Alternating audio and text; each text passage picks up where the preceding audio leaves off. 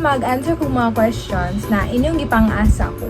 I mean, most of you guys lang kay gamay man ay murag nara ata sa 20 plus ang nag-comment ato and murag 15 lang siguro akong itubag. Pasensyahe guys, nadigid ko maayo if ever mag-edit ko digid ko maayo mag-edit kay wala, dili ko ga-edit og vlogs guys. So, yeah, this is the first time. Magsugod na ta. Okay, so question number 1 is from Caitlin. Do you have siblings po? Pa-shout out. Hi, Caitlin. Anyways, do I have siblings? Yes po, I have siblings. Brother and apod ko isa ka sister. Bali ako ang panganay. Ani nga family. Gani, amo family. Yeah. So, next question. Kani nga question kay gikan sa akong akong friend. Shout out di ay kay Shania. Kinsay mong first love? Wala.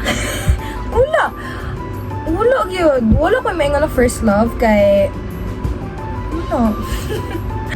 first love siguro crush siguro. Nakoy crush gyud na ako nga dugay kay ko move on day as in. Grabe kay ko dugay as in dugay ko move on ato. Katupod siya is magito na ako siya. Wala mo ko gingon ayaw na basta. Dugay na kay nako to siya na crush. Mag almost 3 years siguro or 2 years. Basta dugay gid nako to siya na crush day niya. To nag-confess ko kadaghan ni niusad nako. Niusad no kay koropaton. Ni ko lang ko like ni move on ko pero unsa ko na move on di ko ka move on. Lisod ki siya i-move on day as in lisod ki siya i-move on.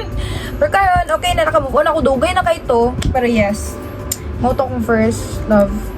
Di man to counted of first love pero okay na to. Okay, next question is gikan kay Erica Gimpayan. Hi Erica, I love you.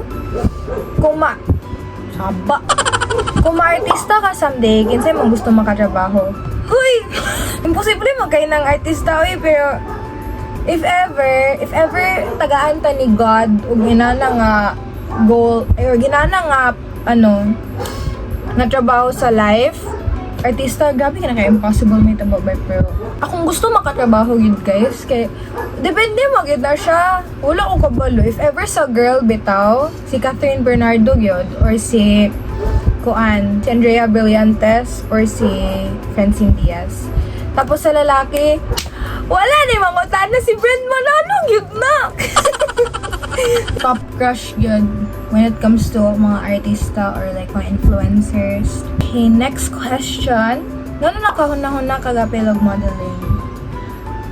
Actually, katog yun na idea is, gikan dito sa akong schoolmate sa school. Bali, nakita na ko yung mga Facebook stories na ga-modeling siya, ga-training siya. And ako, itong bata pagid ko, gusto gid kay kong magapilog modeling, like mga runways. So, nakahuna-huna ko. Niya naman to timing ato na screening. So, kato na screening is ni-appeal ko. Wala ko nagdahong pod nga makuha ko. Itong nakuha ko, gi-continue din ako ang journey. Tapos, pagka 2025 din ato, nag-stop na ko. 2024. Pagka 2024 ato, nag-stop na ko. Kung mag-apply magigag modeling is gasto gid siya. Pero katong agency is dili man siya inakamahal gyud. So, shout out to Star Builder. I miss you guys. Next question. When and what age did you start your modeling career? And unsa or kinsa naka-inspire to do it? Ang naka-inspire gid ako sa modeling is si Kendall Jenner gyud. Grabe magid si Kendall Jenner when it comes to modeling. Maayo kayo siya as in like yung facial expression, yung appearance, yung height, yung body, tanan gyud. And like na-inspire lang ko sa iya habito nga murag grabe gyud. Tsada kaayo like lami kay mo appeal. Inana ang nasa kong utok ato dahil hantod sa naka-appeal ko. Okay, next question. Do you still have bashers? Of course, malamang na gyud. Shout out din sa inyo diha. Bitaw na agad na. Digid na mawala ang bashers, guys. Uban bashers nga murag wala na suya sa imo pero manghilabot lang. Ay ha. Nasuya agad na day kay ngano manghilabot man nga wala ni mo gyud sa, di ba? Yan, normal na ng bashers, guys. Yes, daghan gid og bashers as in daghan gid sila. Okay, next question. If someone like you and confess, will you accept him or give a chance to court you? kuan.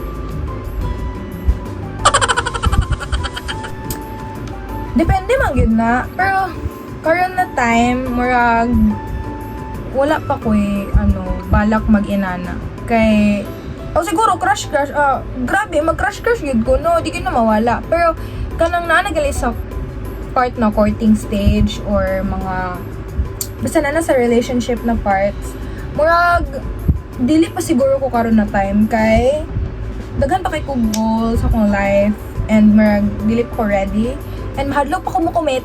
As in, hadlok pa ako mo-commit. Muhart lang gali sa story sa crush, dili kaya. Di ba?